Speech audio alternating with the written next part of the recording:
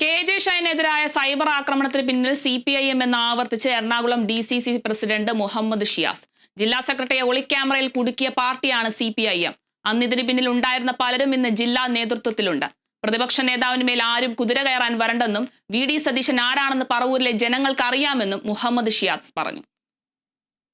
അധികാര രാഷ്ട്രീയത്തിന്റെ ഭാഗമായി CPM ജില്ലാ സെക്രട്ടറിയുടെ ഓഫീസിൽ ഒളിക്യാമറ വച്ച് അദ്ദേഹത്തെ കുടുക്കി അദ്ദേഹത്തിൻ്റെ കുടുംബജീവിതവും എല്ലാം നഷ്ടപ്പെടുത്തിയവരാണ് CPMൻ്റെ ജില്ലാ നേതൃത്വം.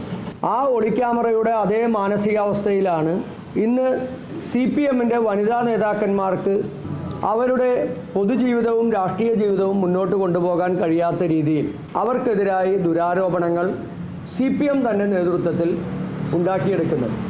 CPMൻ്റെ ജില്ലയിലെ നേതൃത്വമാണ് ഇതിൻ്റെ എല്ലാം പിന്നിൽ.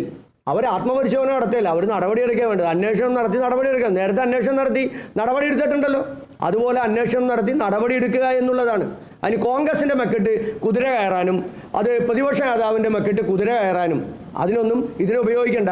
പ്രതിപക്ഷ നേതാവിനെ കുറിച്ചിട്ട് പറവൂരിലെ ജനങ്ങൾക്കറിയാം.